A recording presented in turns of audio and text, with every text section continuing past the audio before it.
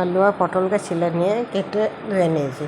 এবার কড়াইতে তেল দিয়ে তেলটা গরম হলে আলু পটল পেঁয়াজ কাটাটাকে দিয়ে দিলাম। দিয়ে এটাকে ভালো করে কষে নেবো। এর সঙ্গে দেবো লঙ্কা গুঁড়ো, হলুদ গুঁড়ো আর লবণ আর জিরে গুঁড়ো দিয়ে ভালো করে এটাকে কষে নেবো। 2 পিস ভাজা মাছ আছে, এর সঙ্গে ফেলে দেবো।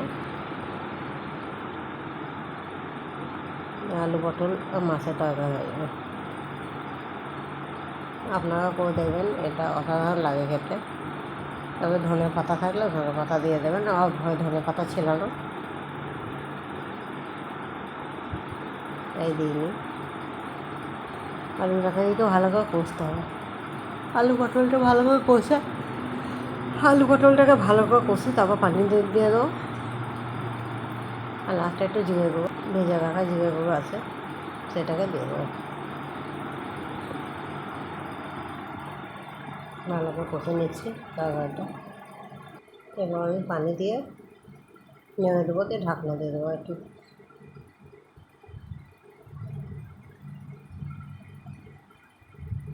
একটা ঢাকনাকে দিয়ে আমি দিয়ে দেবো।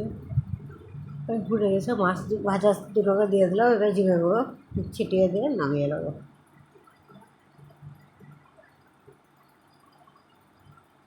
তরকারিটা কত সুন্দর হয়ে যাবে। তরকারিটা খুব সুন্দর হয়েছে, ভাবতে হচ্ছে এটা গরম ভাতে খেতে খুব ভালো লাগবে।